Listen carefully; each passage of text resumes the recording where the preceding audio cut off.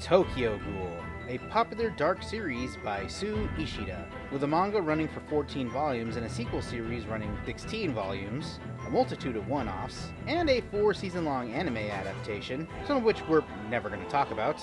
But did you know that Tokyo Ghoul had a movie? Let's talk about it.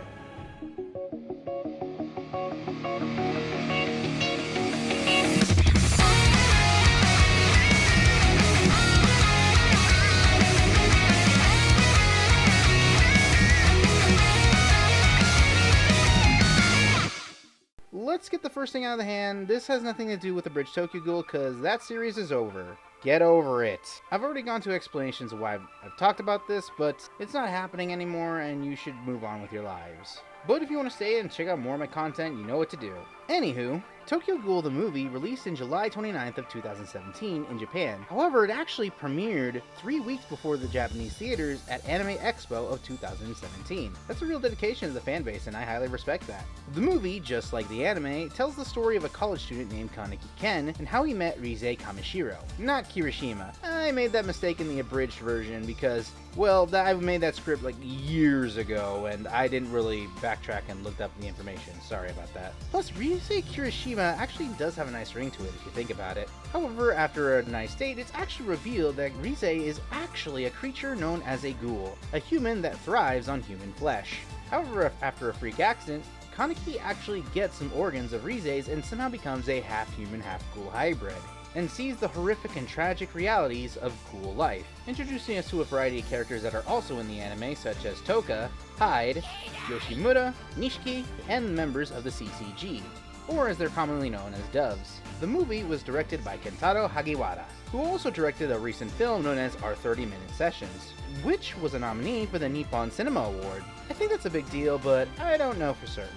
However, the screenplay, the actual script of the movie, was actually done by Ichiro Kusano, whose recent work includes a movie called Ghostmaster and Kiba, The Fangs of Fiction. When making this video, I actually did this for a fan poll. The other results will come out later this year, hopefully, and I actually got the movie on Blu-ray for $7. And just so I actually have some quality time to actually pay attention to the movie instead of reading the subtitles, I decided to actually watch the English dub. To my surprise, the people who actually licensed the movie in the United States was Funimation. It makes sense considering they have the rights to the original Tokyo Ghoul anime, for better and for worse. To my surprise, the English cast of the Tokyo Ghoul anime actually reprised their roles in the English dub. That's actually really surprising, and I'm surprised no one ever actually talks about it. However, the movie itself does take some liberties with some scenes, considering that it is trying to adapt a popular manga series into a movie format, such as the death of Hinami's father at the beginning of the film. Neither Jason or Tsukiyama are even mentioned in the movie at all. Not to mention the Nishiki fight scene actually takes place at the college and not a random parking lot. At least that's what I think happens in the manga. I've only watched the anime, and my life is full of regrets. However, the movie actually shows some respect towards its original source material, unlike the later seasons of the anime.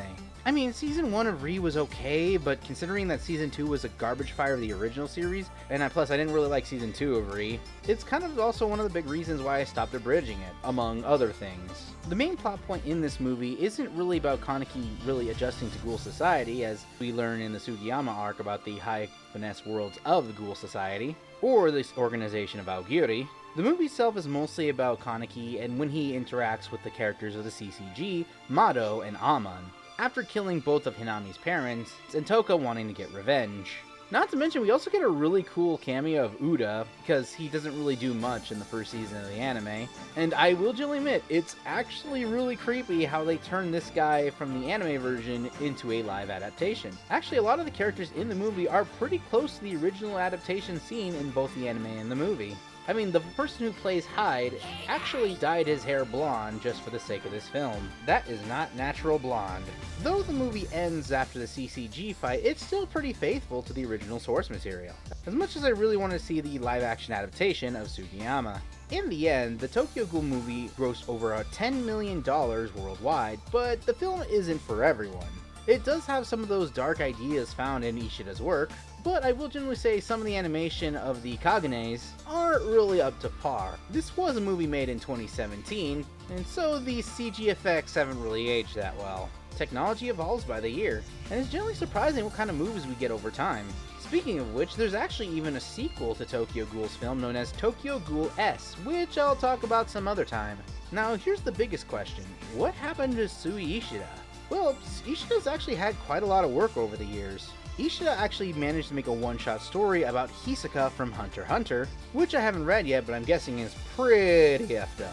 Not to mention, he's also worked on the designs for a game called Jack John, and he's also working at Shonen Jump, working on a new series known as Chujin X, which I recommend checking out if you're a big fan of Tokyo Ghoul. As someone who's a bit of an expert of the Tokyo Ghoul series, I can actually recommend this movie if you're really interested in the Tokyo Ghoul franchise.